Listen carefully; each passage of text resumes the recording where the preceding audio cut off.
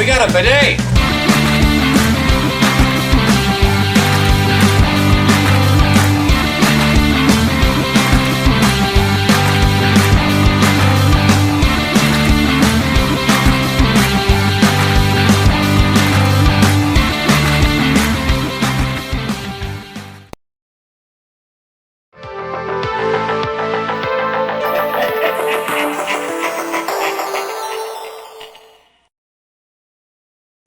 Hey everybody, and welcome back to another video. In today's Shoot the Sheev podcast, we are going to be talking about Rebels Season 3. It's kind of nice because a while back when I first started watching Rebels, I only watched Season 1 and 2 fully, and then part of 3, so the second half of this was all new for me. The entire season was new for Sarah. And then eventually we will be covering the final season as well, which will be completely new for the two of us. But we're here to talk to you about Season 3. And this first segment, like I just said, this was the first time that we saw it completely. So we really weren't watching this when it first came out. So we don't really know much of what was going on at the time. There is one small thing that I guess we can attest to because we actually looked up when certain things were happening as far as date-wise. But we're going to go ahead and just talk about some of the things that happened in the season, and then we'll talk about some tough loves, some things we liked, and then we will wrap it up at the end. The one thing that I can say that, kind of played a role into some of the things that we were thinking about when we were watching this was that we see multiple characters that are not just our main characters popping up throughout the show. We have Thrawn, which is in there. We have Darth Maul. We get Rex every now and then. But one of the other big characters that is part of Star Wars that comes into play here is Saw Gerrera. And one of the things that we kind of looked up because Sarah had kind of mentioned, he's kind of starting to look at the live action version more here than he did in some of the previous seasons. Was this kind of around the time when Rogue One came out where they did know what the live action Saw Gerrera was going to look like? And yeah, this show actually came out right around the time that Rogue One came out. So they were able to, use Forrest Whitaker's likeness for the character and the voice. The voice really started to come into its own as far as being representative of how Forrest Whitaker made Saw Gerrera's voice in Rogue One. So it was kind of one big exception. The real Forrest Whitaker his character had like this humongous amount of hair. And the one in this show is super bald. This is true. The hairstyles are definitely different. And the voice isn't as raspy currently because, in Rogue One, he kind of has the breathing issue going on there. Maybe he's gotten too much of the dirt in the air from where he's at, but on Jeddah. But right now he's running around, doesn't have a breathing machine. So we do get to see that kind of a cool connection to the films in this season. But there are a handful of other things that happen in this season that are pretty interesting. I mean, we kick it off.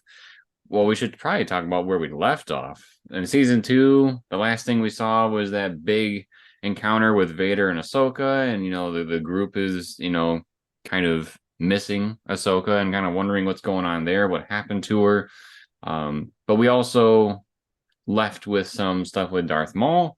And Darth Maul does transition into this season where he's kind of trying to use Ezra's vulnerableness, if that's a word, to basically have Ezra help Maul investigate some of these holocrons so that Maul can eventually track down Kenobi. Because ultimately, Maul wants to have revenge on Kenobi for chopping him in half in The Phantom Menace and having him go down this massive pit. I don't remember if they have very many interactions in the Clone Wars. We're going to be watching that at some point too, so we're going to be learning all about that. But we do get the final battle between Darth Maul and Kenobi eventually in this show, which we'll talk about probably in a little bit. We get a little bit of side story for Sabine, so we kind of get some of that Mandalorian stuff because when they were investigating where Maul kind of resides, they found out that he still had the dark saber, and our heroes took the dark saber and then gave it to Sabine because she's Mandalorian. And then she had this whole fiasco with her group of being like, "You're not the rightful owner because you didn't kill Darth Maul." And then we had this whole thing going on, which we kind of had a similar situation in Mando season 3 with the whole uh, dark saber fiasco. But somehow, without having to kill Maul by Sabine's hand and all that good stuff, um, she was able to. I think she ended up with it in the end, didn't she? Yeah. Currently, she is the owner of it, I believe. Yeah. So currently, Sabine is the owner. I maybe we'll see in season 4 how she loses it, because eventually, it's got to get to Moff Gideon and Mando. So somewhere along the line, she does lose it. Maybe we'll learn that in season 4, or maybe the Ahsoka show. Who knows? Um, was there some storylines you wanted to cover here? We get a lot of character growth for Ezra. He's still very much a little kid, not really understanding adult responsibilities and kind of just doing whatever he wants, and has to learn the consequences of his actions multiple times throughout the show. Um, but by the end of the season, I think he does grow a decent amount, at least to respect the rest of his group members. And, like when they tell him in order to actually listen instead of just doing whatever he wants. We see Kanan is actually blinded from the last season. So I don't know if they necessarily showed that he was blind last season. They did. Okay. Well, he kind of takes it really hard at first because, I'm blind, I've lost everything, like I'm useless now. And so we get the introduction of a character named Bendu.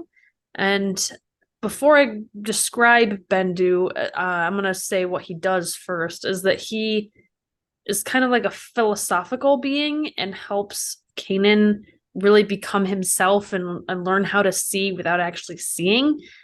So it's to the point where, for the most part throughout the show, he has a pretty good idea of everything that's going on, even though he's blind.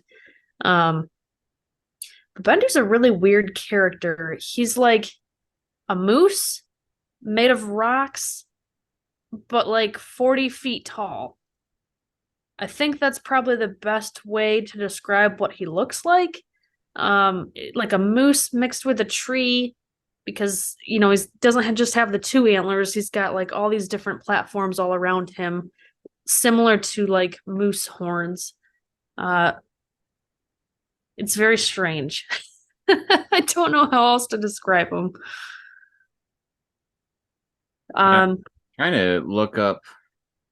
He reminded me of another character. Um, the lion character from Rudolph. He kind of reminded me of that guy. Mm. His voice, at least. King of the Misfit Toys. Yeah, the leader of the Misfit Toys. He reminded me a lot of that character. At least for, like I said, for the voice, they had a very similar vocal sound to them. I will say there is another interesting character where we kind of get to learn a little bit more about their backstory that's from the main films. Wedge Antilles. So he is part of, in A New Hope and all that. He's part of the group that's attacking the Death Star, but we do learn here that he was, part of the Imperials, and then he, defected and then joined the rebellion. So we do get to see a little bit of his origins in this show, at least for him coming to the rebellion. Kind of looking at the episode, we do get a couple of filler episodes here and there. Not too many, where I think it would be distracting. We get a big arc from, is his name Callus? I think it is. Agent Callus, yeah. Agent Callus. We get a pretty big arc with him where he is little by little, I guess, turning against the Empire. Like, I don't really understand. So, like, the rebels saved him, a time or two. And I guess that's how his change of heart began. So Like, Zeb saved him when they were both stuck on a moon because they had crash landed an escape pod there together. right. So I guess what I'm saying is, in The Force Awakens, Finn, sees the First Order just slaughter a bunch of people. It's not like Callus hasn't seen that before, but all of a sudden, because somebody from the Rebels is being nice to him, that's why he's starting to have more heart towards the Rebels, is because they're nicer to him. I don't quite feel like I 100% believe that would happen. I But feel like he is tired of being defeated by them because they have whooped his butt time and time again, over and over. And Zeb saved him, and then Callus saved Sabine one time because she was captured and he found a way to let her go or escape or whatever. And I think it's a mixture of they've helped me, so I'm gonna help them. I'm tired of being defeated all the time. This is an opportunity for me to stay in control and stay in power because they brought do you remember the lady's name? She's got the really short hair. She's I don't. You I know do who I'm know talking she was like about? a Tim Burton character, I can tell you that. Yeah. While you're looking up her name, so basically Thrawn doesn't really believe that Callus is all cracked up to be what he is. I feel like I butchered that saying. But anyway, he I definitely cannot pronounce her first name, but her last name is Price. Admiral Admiral Price. Price. Admiral, you said? I believe so. Okay. Imperial. I mean, I guess I don't see the title Admiral, but her name is definitely Price. I can say that. Lieutenant, leader, admiral, whatever she is. She's brought in to oversee things, and I feel like Callus doesn't like that because he wants to be in control. So by him working with the rebels, it's kind of a way for him to be in control of his own chaos. If Yeah. if that makes you feel any better about his character flip. It's definitely unusual, but I don't know. That's kind of how I've internalized what he's doing. As we say, this is what helps us sleep at night. That's what we're gonna tell ourselves. So yeah, we get that his arc pretty much goes throughout the whole season, and then eventually, where we kind of lead towards is that Maul eventually finds Kenobi and has his final battle with him. We kind of also see with this instance the I think Oh, abrasiveness, if that's the right word, um, of Ezra happens again too, where he is told not to go find Kenobi and help him with Maul, but he does it anyways, kind of like how Luke does. I see you raising your hand. I was just trying to finish my story. I'm sorry. She is the governor of Lothal. Oh, no wonder they kept saying governor. Of Governor Price. Okay, so Governor Price. So yeah, we get a little bit of a somewhat parallel slash connection, like when Luke was disobeying and doing things when he wasn't supposed to. There's kind of all these little things that are lessons learned as Ezra is growing into being a Jedi. Um, Obviously, in this season, especially in the very beginning, we see that Ezra is a bit more uh Bratty. again abrasive. He's very impulsive. He does whatever he wants, and he's starting to learn that hey, you can't do that because you're gonna go down the wrong path. He's having a lot of influence from Darth Maul, which is not a good thing in terms of being a Jedi. So we get a little bit of that from that episode. We do see that Kenobi takes care of Maul very, very quickly. I think it's within like 3 strikes is when he takes him out.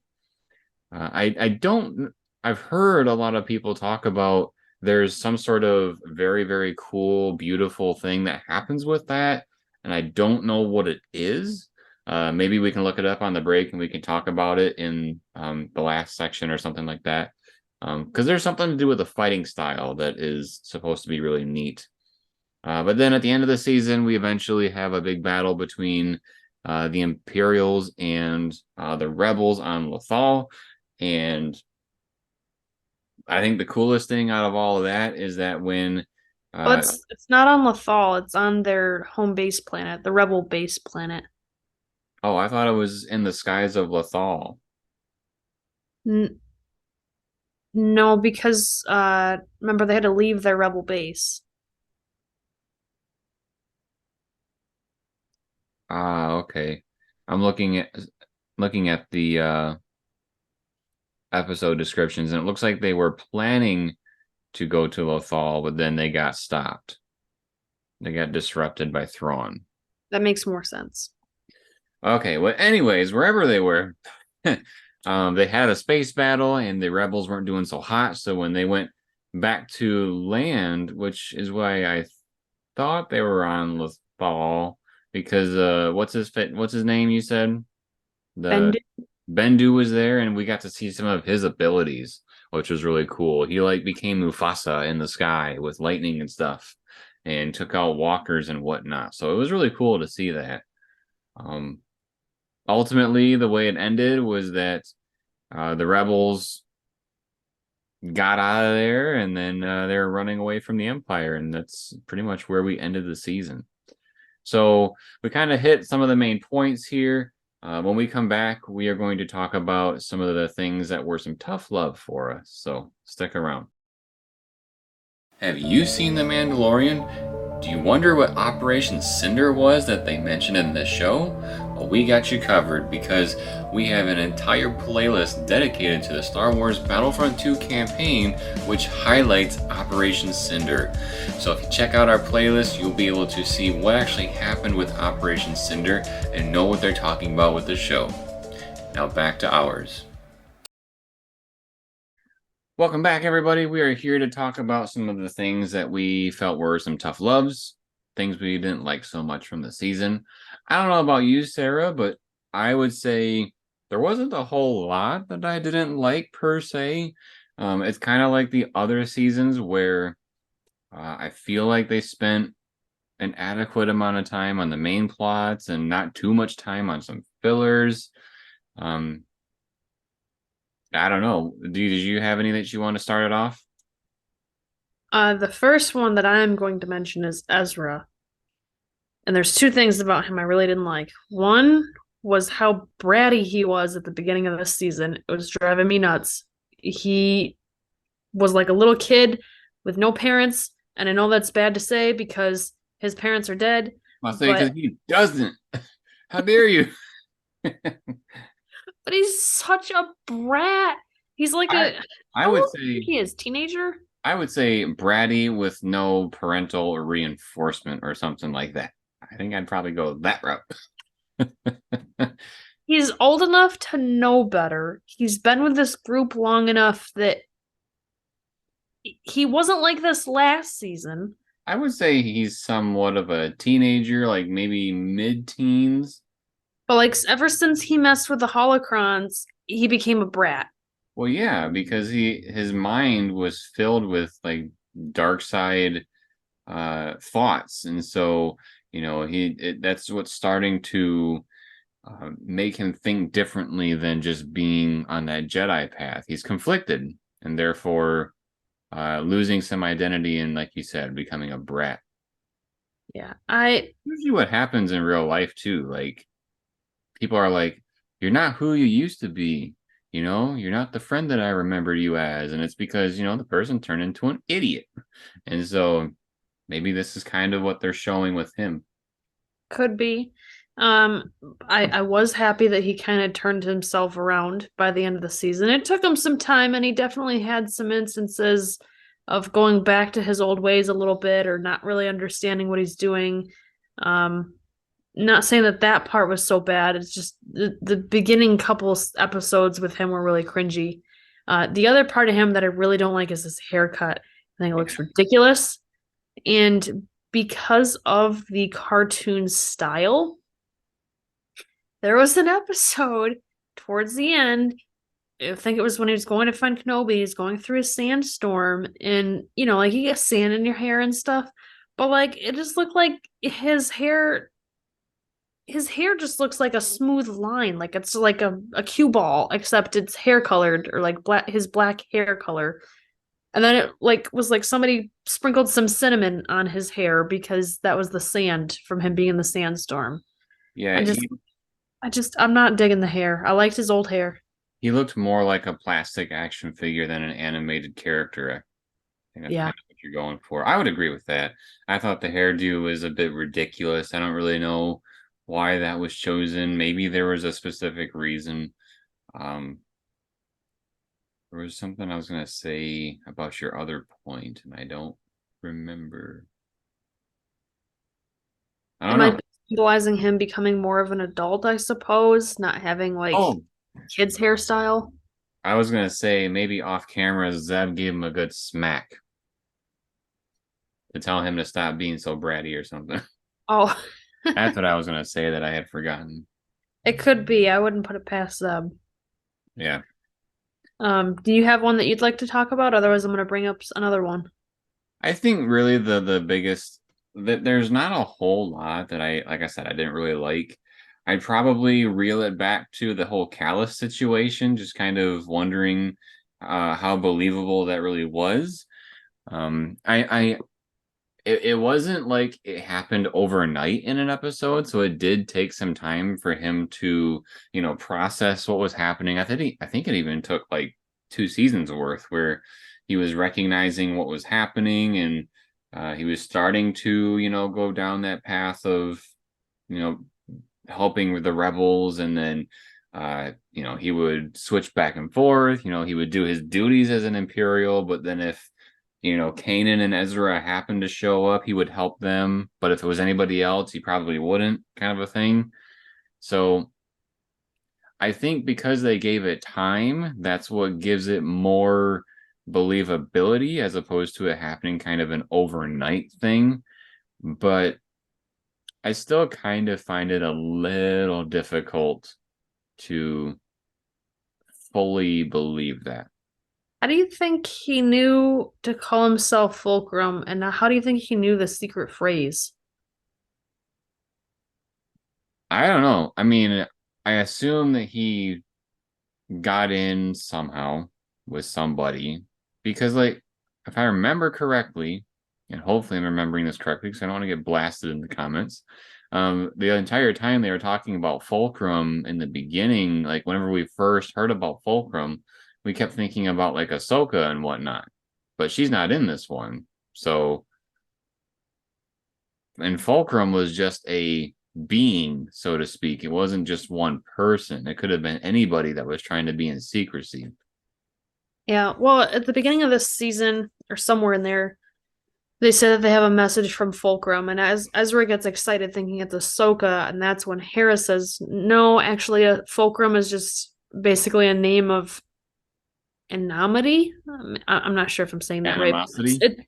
Yeah, it's somebody that's helping us. We don't know who it is. That's why they're called Fulcrum. It's not necessarily Ahsoka. One word I can pronounce. That's ridiculous. So yeah, I guess for me as the Fulcrum thing, and then I guess probably just a small thing. Like I said, I heard about there's this really cool thing that is resembled in the Darth Maul Kenobi fight. I think first hearing that those two were gonna fight again, that I wanted more. So I do remember when this first came out, and I hadn't been watching the show. I was like, for when Rebel season 2 came out, I heard that there was this really cool moment between Vader and Ahsoka, so I literally just watched that episode. And then I heard that Kenobi and Darth Maul were going to fight again, and so I just watched that part as well in the past, just the fight, not the whole episode, just the fight. And going into it, I was thinking like, oh, this is going to be good. This is going to be like epic, and really it's kind of short. So I think for It is me, very short.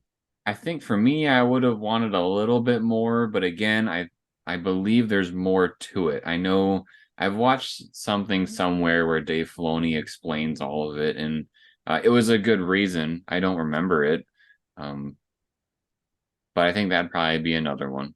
I just wish that that fight was a little more involved since there was so much build up to it.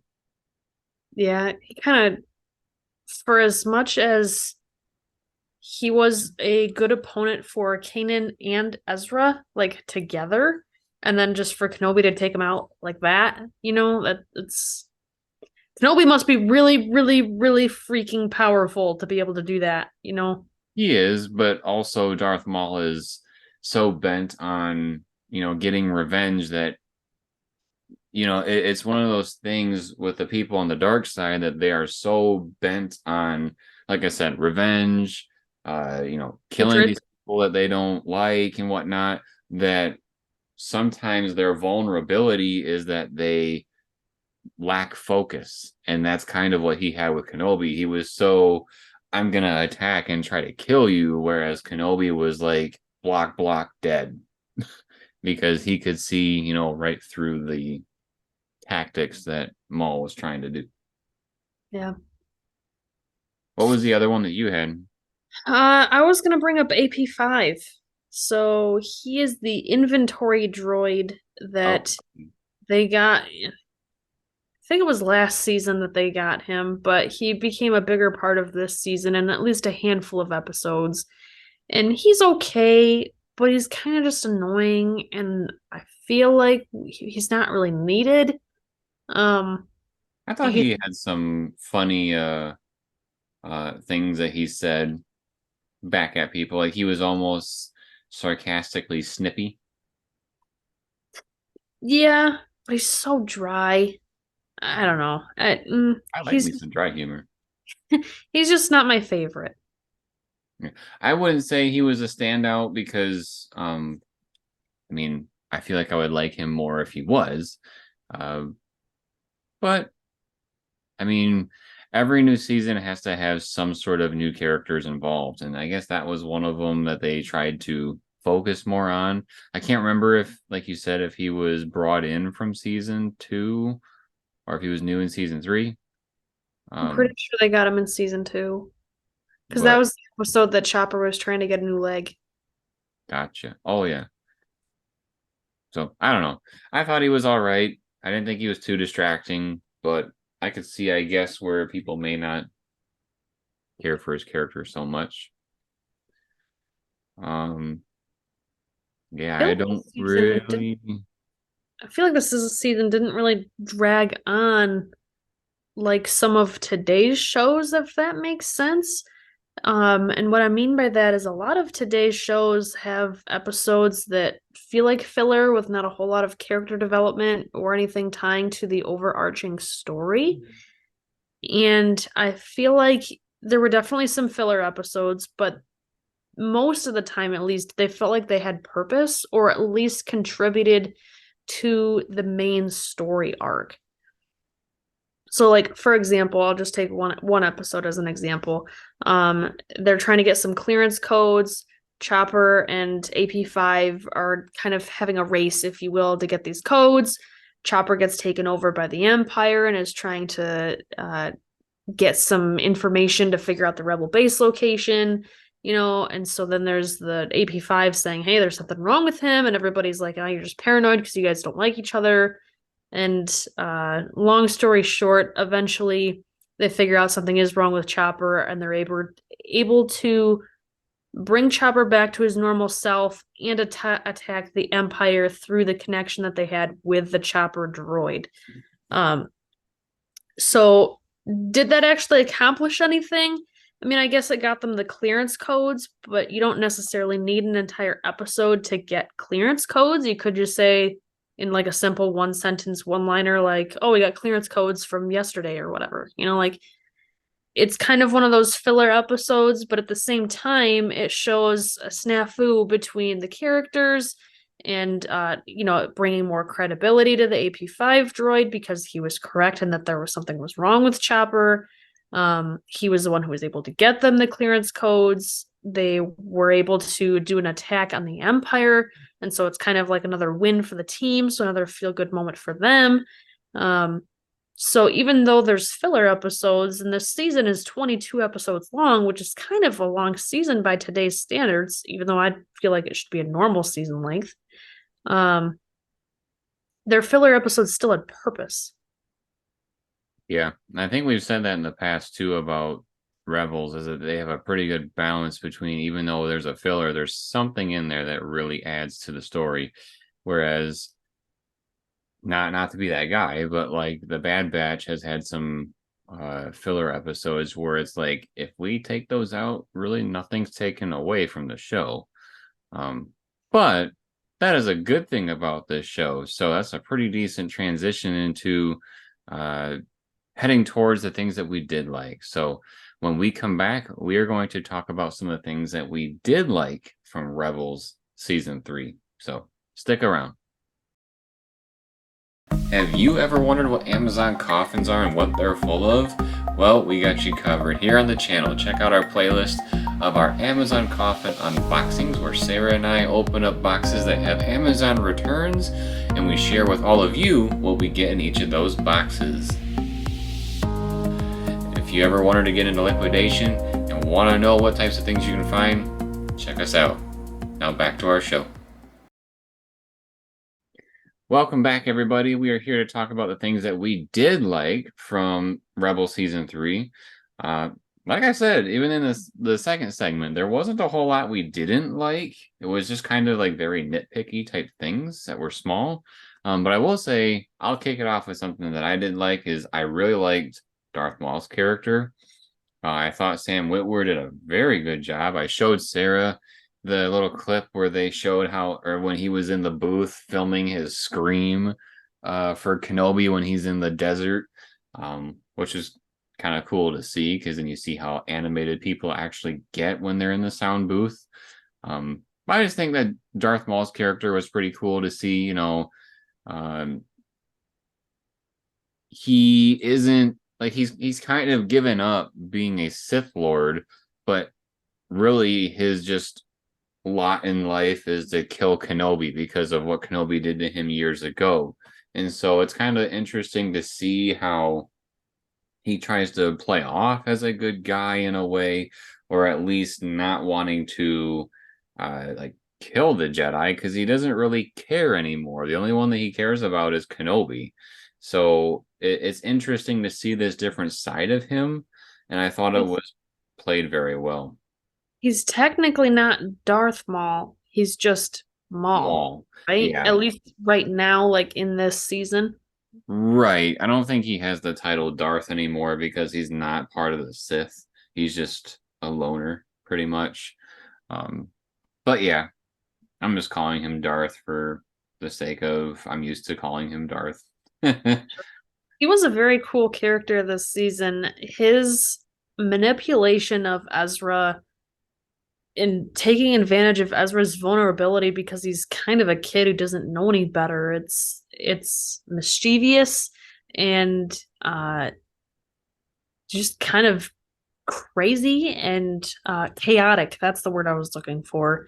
And I really like those kinds of characters, because I think that they're not that they're like good people, but they're the most interesting to watch in my eyes. So I liked it.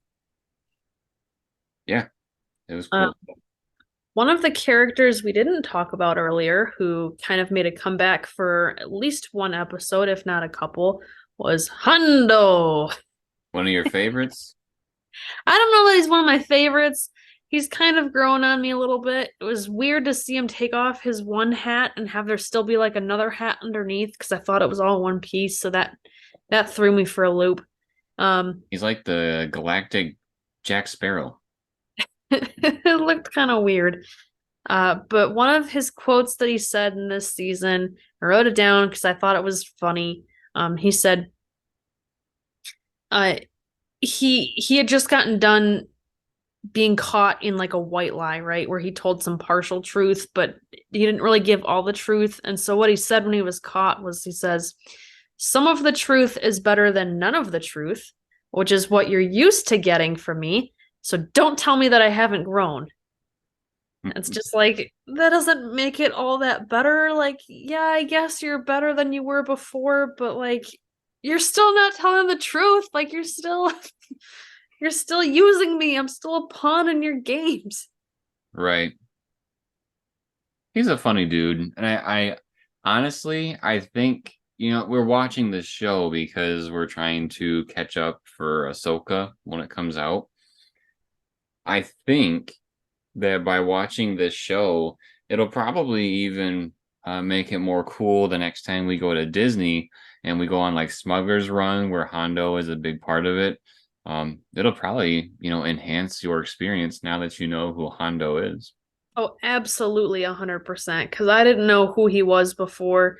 I didn't even know that he was like a real character versus a made up character just for the rides. Like I know you had told me, but if you hadn't told me he was from a show, I would have never known any different because I'd never watched the show before. So being able to see so much background on a character that you see at Disney World, is pretty cool. So I appreciate it. Makes me wonder if they'll ever do it with that other character they made her character for Batu specifically, but I don't know her name. She has like an orange jacket and like blue purple hair. I think she does, anyways. But she's done a lot of the books. I wonder if she'll ever make an appearance in these shows. I think it'd be really cool to see. Have you ever seen her there? I've seen her there, like from people's videos. I've never seen her there myself.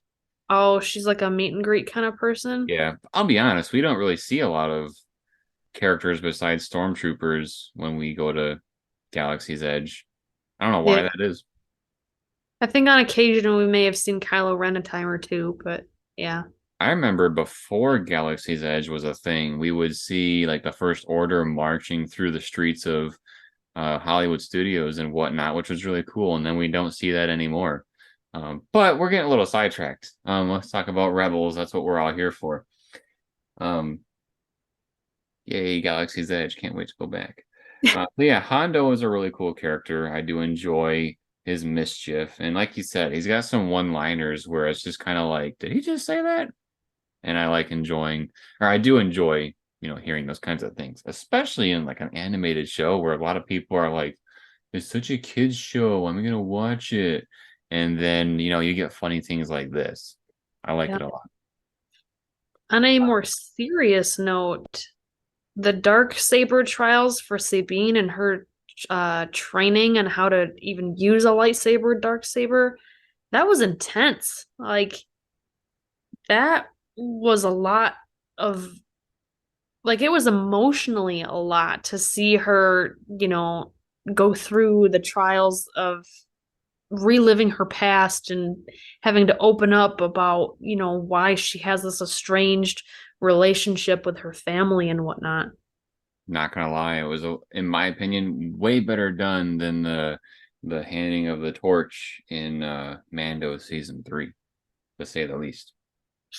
Yeah, well, this gave so much credibility to her character, like proving that she's got heart, whereas I never really saw that with Bo-Katan in Mandalorian season 3. Um, I don't know if maybe we get some more backstory with her somewhere else, like in a different show or something that I haven't seen. The Uh, Clone Wars.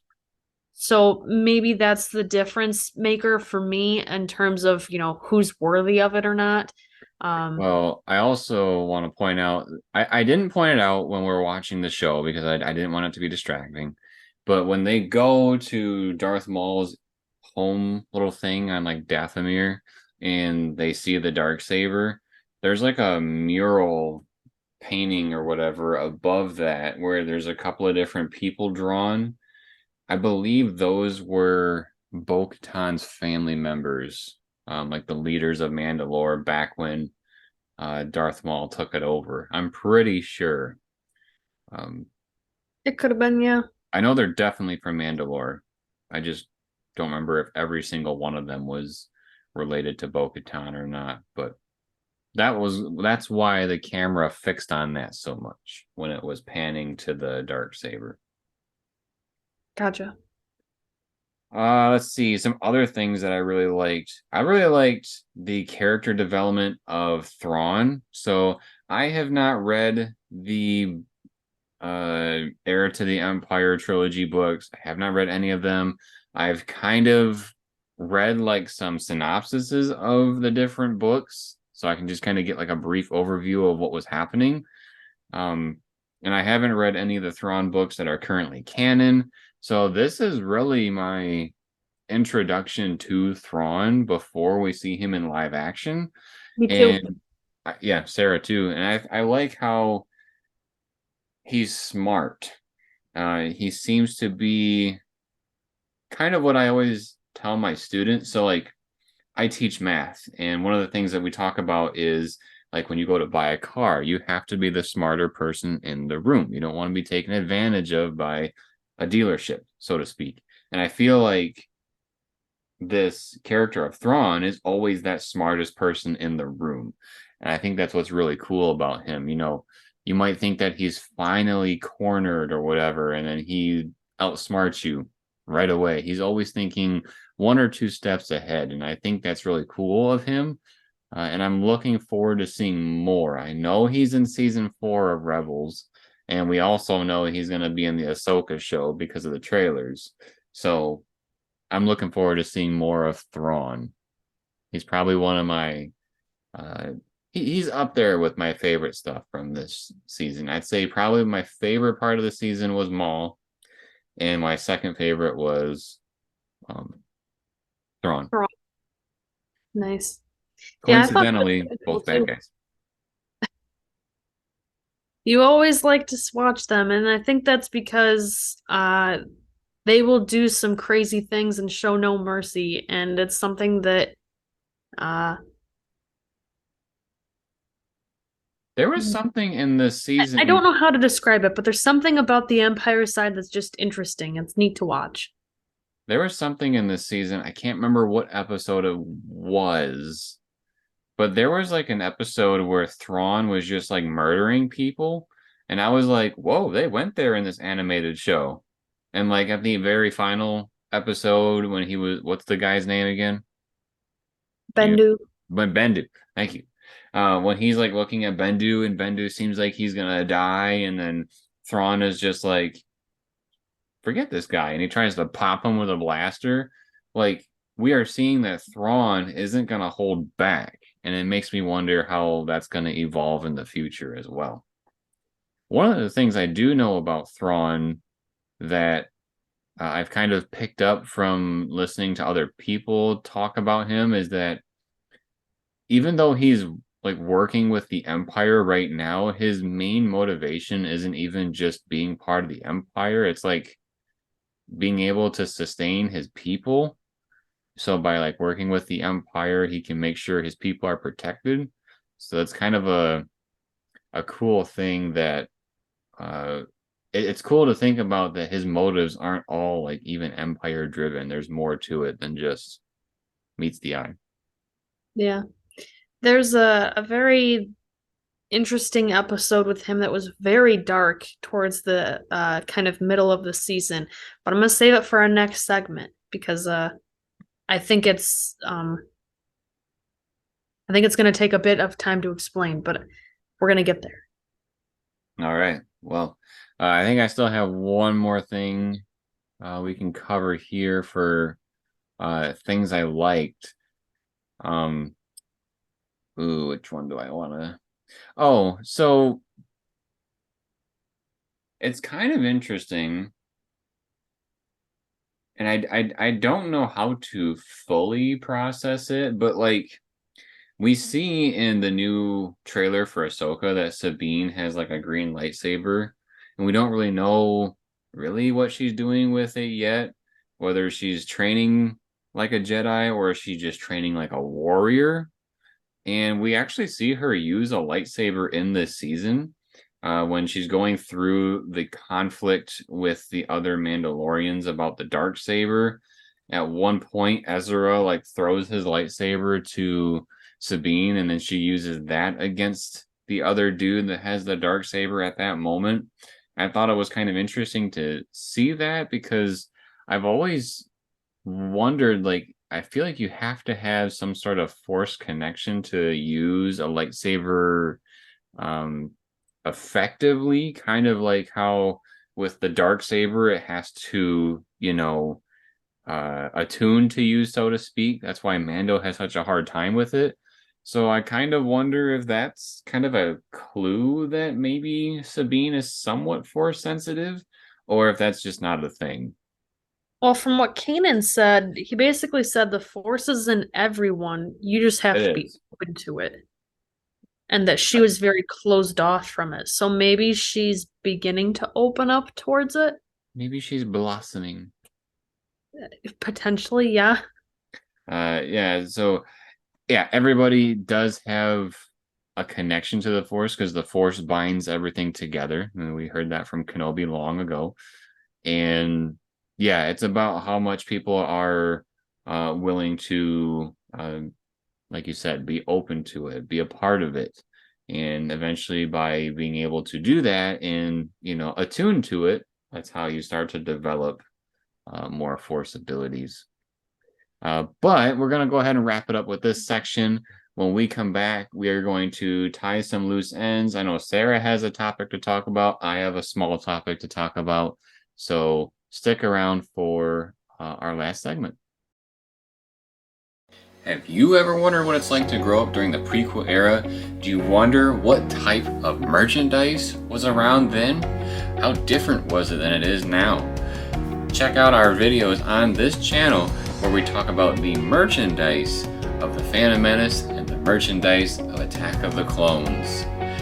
They are here on this channel. The Phantom Menace is my first video ever on YouTube, so there's a special place in my heart for that one, so please, if any, check that out. Now back to our show. Welcome back, everybody. We are here for our final segment. When we were on the break, Sarah told me that she wanted to kick it off. So, Sarah, what's something that you wanted to make sure that we threw in here at the last segment? Yeah, so I alluded to wanting to say something about Thrawn in one of his episodes. It was mid-season. That was very dark and kind of disturbing. So he kind of gets a sense that his workers that are building these AT-ATs and these speeder bikes, Oh, yeah. they're doing something to make these things break on purpose. And so to try to figure out who's doing these things to make these things break on purpose, it's like, well, hey, so and so. And I don't know the character's name. He's a friend of one of the kind of side characters, I'll say. Anyway, besides the point. It's like you oversaw the production of this bike, right? And so let's have you jump on that speeder bike and see how fast you can bring it up to full speed. Well, we know from earlier in the episode that if you get those bikes past a certain speed, they basically explode. And Thrawn knows this. And so the guy's like, it's overheating. I need to turn it down, to turn it off. And Thrawn goes, oh, the test isn't over yet. And he like overrides it to make it get up to that speed, knowing it's going to explode. And then it explodes and kills the guy. And he just like, pew, body parts everywhere. Like it's nuts. Like, oh man. I'm pretty sure that's the episode I was thinking of, but I couldn't bring it back into memory. Yeah. That was a very dark and shocking episode for Thrawn. Yeah, I think that's what really sets the tone for his character in Rebels and also moving forward. Like I said, I haven't read any of the books, but I'm sure there's a lot of that kind of character development probably in there as well.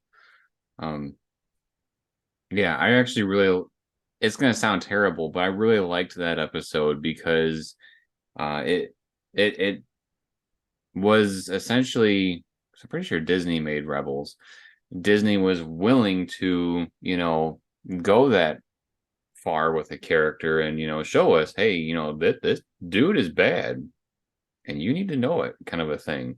He's not a pushover. And so I'm glad that they were able to do that character justice.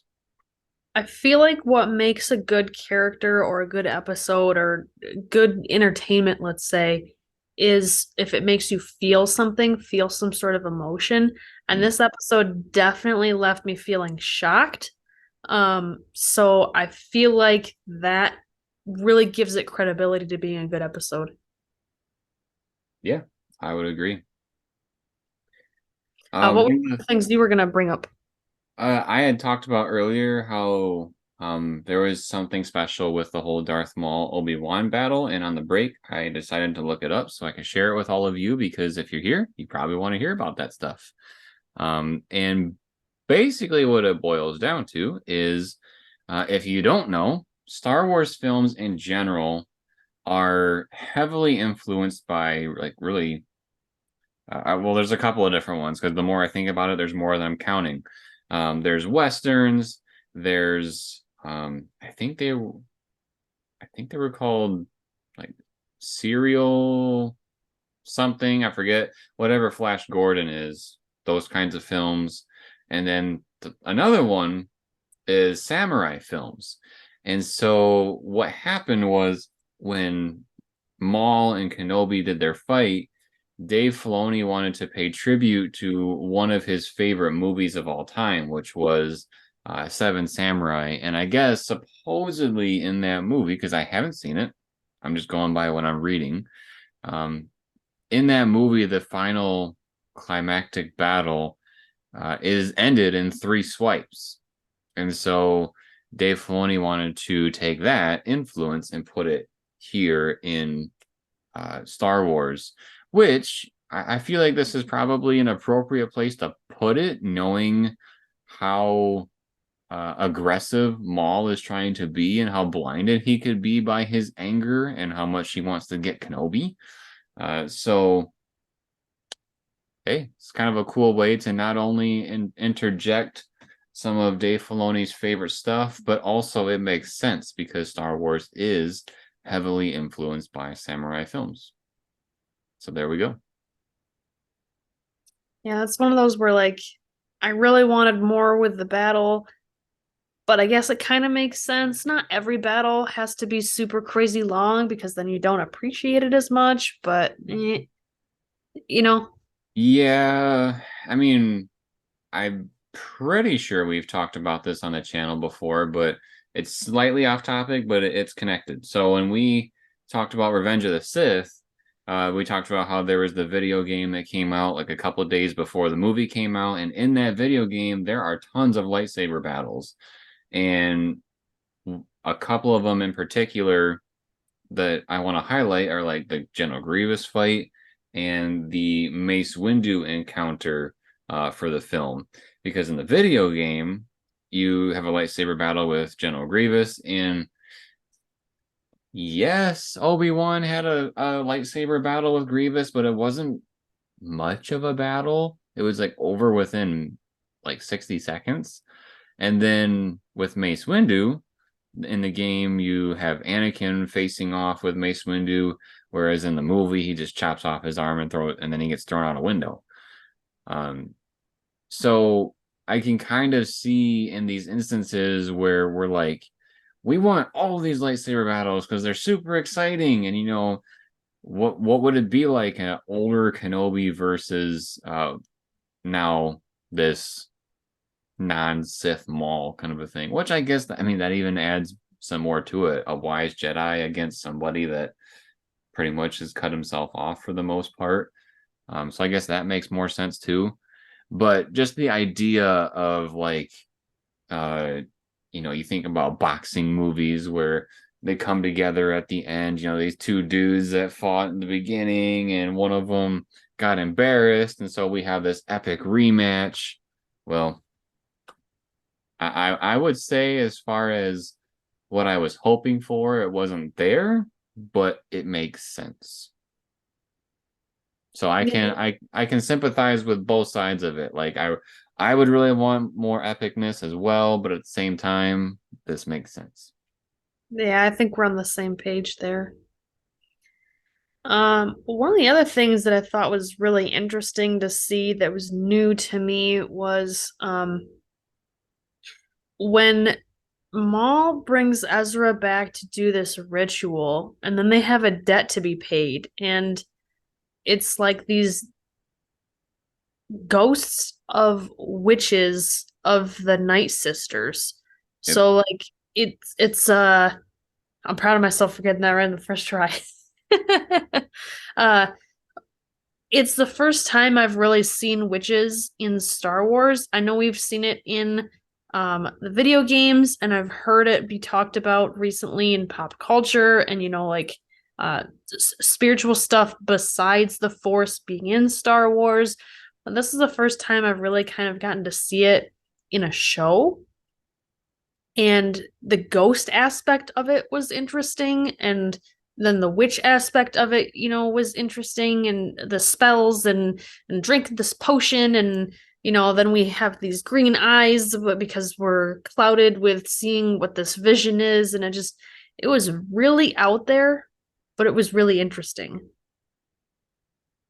Yeah, we get a lot of it in the Clone Wars. Um I was trying to see what is there like what season are they introduced? The Night Sisters. Yeah, I don't remember in Gotcha. particular, but I do know they're a part of it. So I guess just stay tuned. We had a huge discussion on this stuff when we were talking about uh, the Caravan of Courage, Yes. because we were debating this whole, does magic exist in Star Wars, and we ever seen it? And it's like I Yeah, was you're sitting there right. I was sitting there in the background thinking like, oh, just let these people talk for a minute, because boy, do I got something to tell you. There's this Yeah. whole thing called the Night Sisters. I guess this wasn't my first time seeing it on a show or movie, but it was my first time seeing it in this form, and especially with ghosts. Like, we're used to seeing force ghosts, but like these aren't force ghosts; these are witch ghosts, and they look very different from force ghosts, and they're very spooky. And the way they haunted the characters, I don't know. It was really interesting. I liked that it was out there, but it was out there in a way that felt like it made sense. It didn't it still felt like Star Wars. Probably because they had lightsabers, but Well, I mean, they didn't have lightsabers. They took control of like Sabine and Kanan. I just meant lightsabers were present. But Oh, yes. yeah. Yeah, because when we were watching Caravan of Courage, that was more like the mystical Ewok dude was more like a Gandalf as opposed to a witch from the Clone Wars. So that's probably why it kind of felt a little out of place, because it didn't resemble some of the magic that was already in Star Wars. But magic is a thing, and I wouldn't be surprised if that's probably an avenue that some of the new stuff starts to explore, because we've explored the light and dark side of the Force quite a bit, and there's probably more to explore with magic in the Star Wars realm. So that might be some cool stuff coming up in Yeah. future Star Wars projects. My guess would be the Acolyte when that comes out, but who knows? Was there anything else you wanted to mention?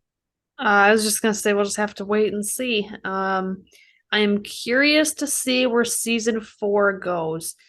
Season 1, it's been a while since I've seen it, and by that I mean like 2 months. I know that's not that long ago, but season 2, being our other most recent season, that one had the really big moments with Vader and Ahsoka. This season had really big moments with Maul and Thrawn, and so I'm curious to see what we're gonna do with season 4. The only thing that I will leave you with as far as what's going to be I thought you expected, hadn't seen it.